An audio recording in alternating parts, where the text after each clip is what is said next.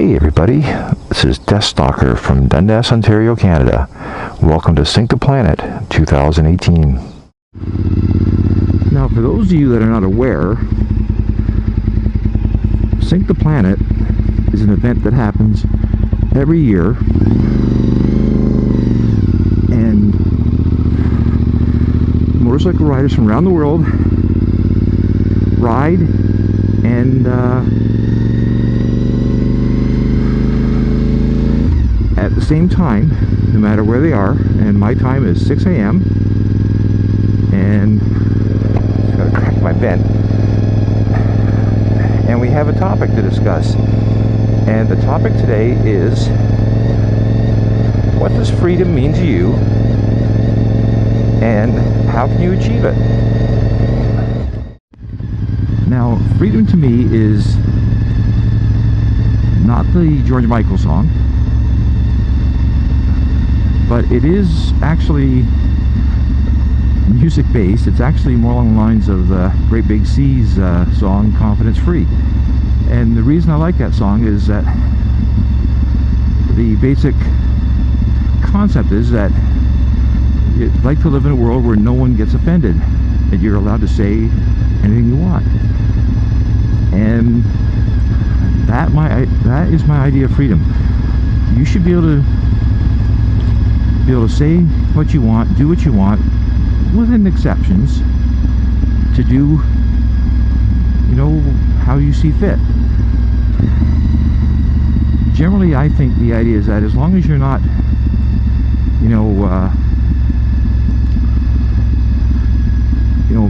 truly bothering anybody, and I mean truly, you should pretty much be able to live your life as you see fit. Now, how do we achieve that? Well, I'm lucky that I live in a place where essentially we have more or less that kind of a freedom.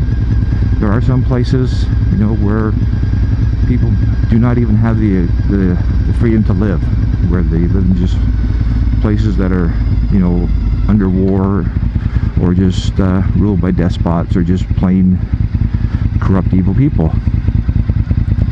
And I don't live there, so I'm not going to comment on that. I'm just going to sort of talk about more or less where I live.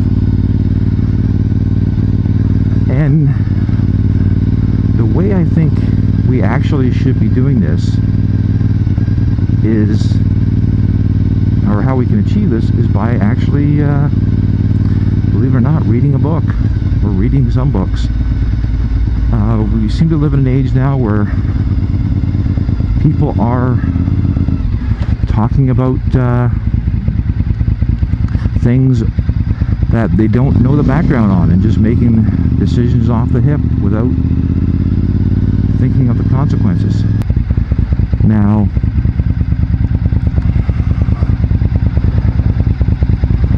when I went to school, about 100 years ago, I was required to take 2 history classes in my 4 years of high school. And I actually took 4. I had some very good history teachers that actually made me enjoy history. I also had a couple of bad teachers, but we all do. And nowadays I found out that the kids in school aren't required to take any history whatsoever. And simple history, like, what year was Canada independent from Great Britain, or what year was Canada founded, and all that sort of stuff that pretty much anybody should be able to know. They had no idea. They could tell me what Kanye West's latest album was, and those are the people that we're down the road are going to be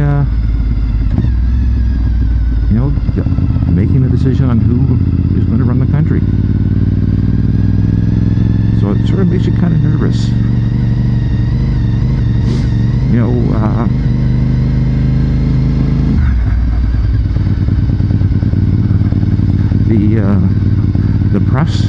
themselves, you know, the last few years we've had, you know, the thing about fake news, you know, being condemned by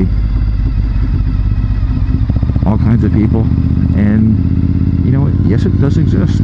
Unfortunately, what people don't seem to realize is fake news, actually, if you look at it, goes all the way back as far as time began. If you looked at some of the early elections in Canada and the US, political parties used to publish pamphlets replicating newspapers saying that so-and-so was a drunkard and hand them all out to people, and they thought they were in newspaper publications. You know, so it's not something that just been around for a bit. And, you know, I always thought newspapers themselves had been pretty responsible the last 50 years or so. And then I happened to read a book about something, and the author went back and explained where the story came from and whatnot, and it was like, wow. So it was happening back then. And, you know, the responsible journalists, they do exist. There is a large number of them, but nowadays there seems to be this push, you know, to get the story out. And I think it's made worse by trying to compete with social media for news. So if somebody publishes something on social media and it starts spreading like wildfire, sometimes it ends up being in the news as an actual news story when it shouldn't be. So my personal thing to say is that, you know, freedom, you know, is very important, but to make it, to understand it, you really have to know your history. Because, you know, the old saying is that those who forget history are doomed to repeat it, and unfortunately that is true. You know, so you can fight for freedom in, you know, the court of public opinion, the court of law. You can fight it in the political arena. The worst thing you want to do is fight it here. I'm just going to end this right here.